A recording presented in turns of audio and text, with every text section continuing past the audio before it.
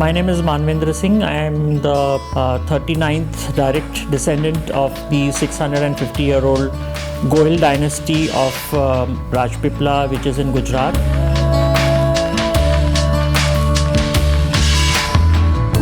We are brought up in a very strict atmosphere. Of course, governors who brought me up, I wasn't raised by my parents. So there's no love and affection which develops between the parent and a child, because when I was around 12 or 13 was a time when I realized that I wasn't attracted towards the opposite sex, but I was attracted towards the same sex. Why is this attraction happening? I wasn't clear about it because I had no communication with anyone. The only communication I had was with my governess, and she was uneducated. So and just being brought up with servants and not many friend circle to interact with, no internet and nothing at all. So it was a very kind of a confusing state that what I'm doing, what my behavior is, whether it is a normal behavior, whether it's a natural behavior, or is it just a behavior which is a passing phase in my life, which I would kind of grow out of it, and perhaps one day start doing what the mainstream society is doing. Being gay in the royal family is not anything unusual. I mean, I have had cases of hearing stories about people being gay in the royal families, and there have been so many cases in my family, in my cousins, who have been openly flirting with other men. And interestingly, in royal families, and especially in the very, very conservative royal families, there is a clear distinction between the men's residence and the women's residence. In the men's areas, only the men are allowed. So, I mean, I think that gives you more chance to explore your sexuality, because you're living in a space where you are living with the same sex. So I actually grew up discovering my sexuality with my own servant boy. I did get heterosexually married to a woman, to a princess, in 1991, thinking that after marriage my behavior of being attracted towards the same sex will go away. And it was my voluntary decision. I wasn't forced by my parents.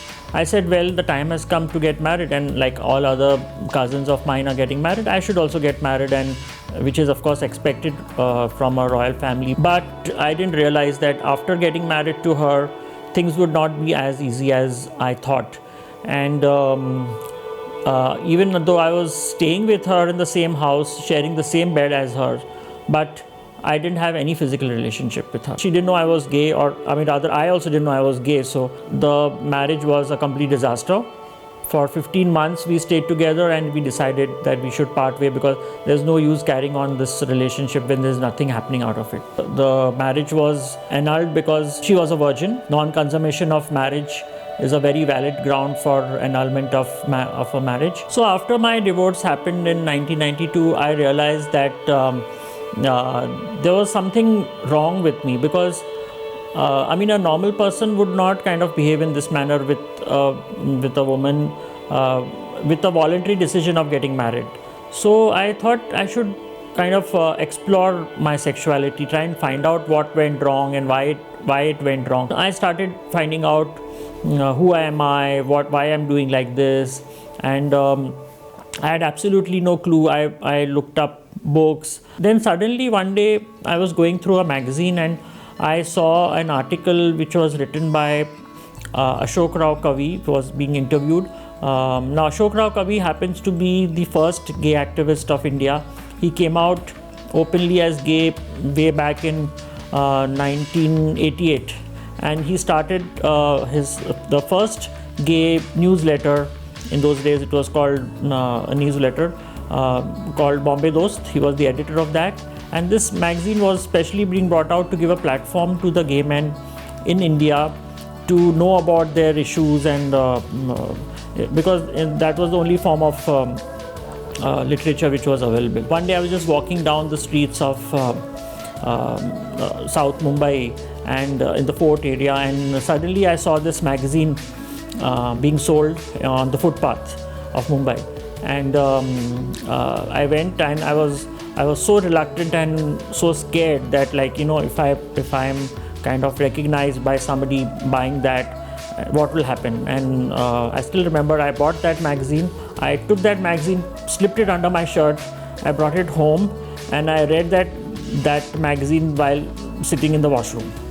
And in that magazine, there was a pen pal section. The first contact which I got through that pen pal was Niranjan from Mumbai. Through Niranjan, I was introduced to Ashok Rao Kavi. Ashok was my mentor, my kind of godfather, my role model, whatever you can say, who actually made me realize, or I came to this conclusion that yes, the behavior which I have been indulging since childhood is something called homosexuality, and that I am gay. I accepted myself being gay.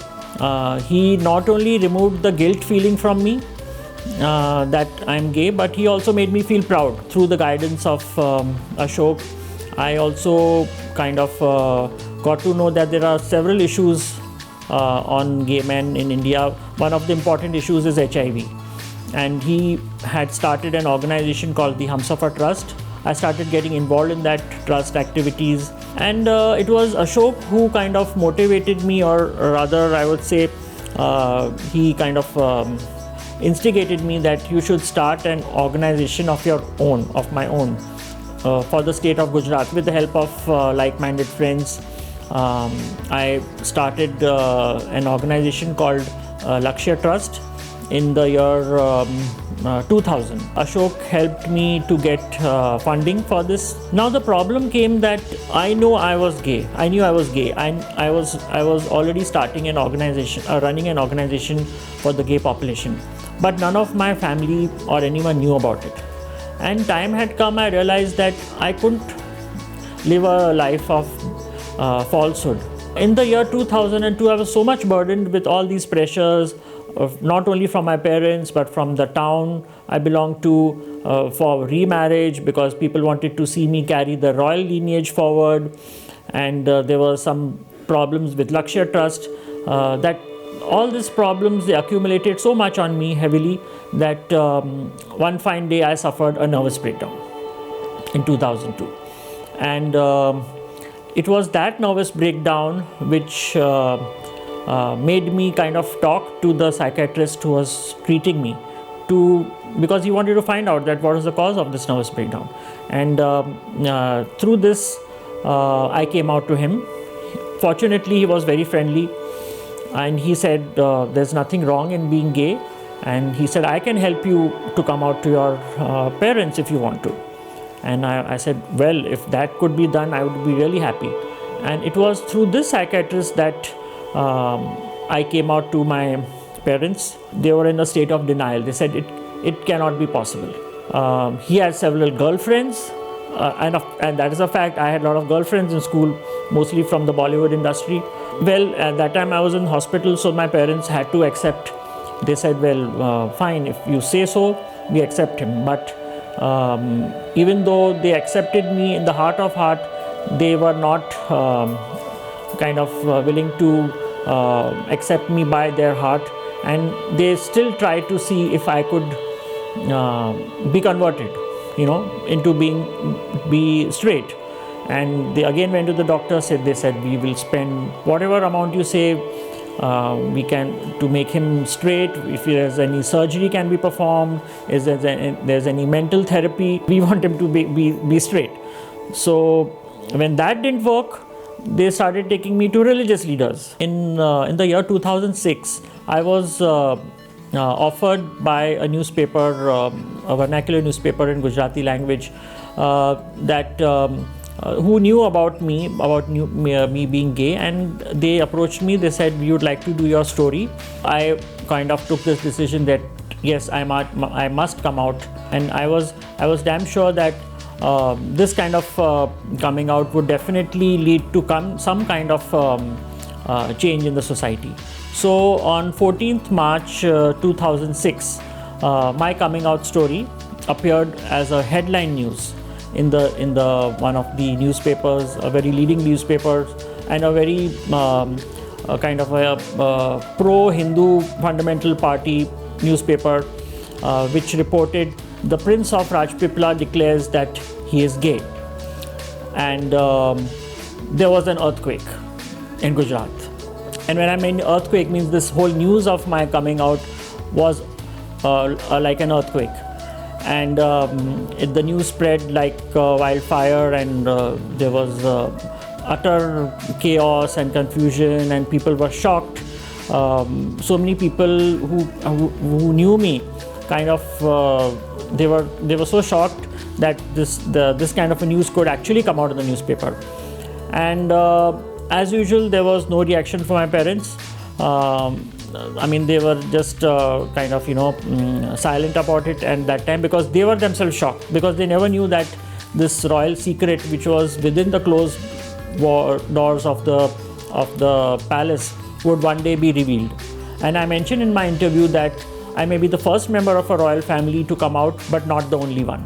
The first negative reaction which came was that the warrior clan, which I am part of, they burnt my effigies. Then my parents were getting a lot of pressures coming from the society, from the royal families. They said, how can you tolerate this kind of son? In June 2006, my parents brought out this notices in the public notices in the newspaper, stating that they are disowning and disinheriting their one and only one son from the family, as well as the ancestral property. By 2006, a lot of media coverage had happened about me, and the news traveled from India. It went to other parts of the world, and that's when Oprah Winfrey saw my story. And in 2007, in October, I was invited by her to be on her show called Gays Around the World. I went there, and it was a big story. And that was a big turning point in my life, because after my show was aired in the USA, and when it traveled to other parts of the globe, that's what changed a lot of homophobic society, and they turned towards me, and they started accepting me. So now that I am out and gay to the whole world, I think my life has become much more easier. I am kind of a person who is very, very transparent. So there's nothing to hide from anyone. People know about me. My family knows about me, what I'm doing. And I think I'm leading a life which is kind of less burdened, and I'm able to do things the way I want to do. There's more freedom. I've had opportunities to travel to almost all the parts of the world. So after my whole coming out happened, and of course through my interviews on television, which gave me so much of publicity all over the globe, ultimately my parents also realized that they have made a mistake by disowning me and disinheriting me. In fact, my father, he gave an interview in the newspaper saying that he acted in anger, and it was the conservative society which kind of pressurized him to take this decision of disowning and disinheriting me. My family has accepted me back. In fact, I've got more than what I was expecting, from them after getting owned by them back and everything. My people in my town are also fine with me. I don't get any pressures for marriage now, because now they all know about me. I developed a lot of fan following in America because of appearing on Oprah's show, not just once but 3 times, 2007, 2011 and 2014. So that way I got this opportunity of traveling all over. My Lakshya Trust Foundation is also doing pretty well. We are one of the largest organizations in Gujarat working for the HIV prevention and awareness amongst the MSM and the transgender community. We are working on the mental health issues. We work specifically for the transgender rights and their empowerment. We are the only organizations, or rather the first organization, to work for the elderly LGBT community. We work for the aging issues. I'm also in the process of making a retirement home for the LGBT community, which is going to be the first one of its kind in India. And we work for the female partners of the MSMs, because in India most of gay men are married to women.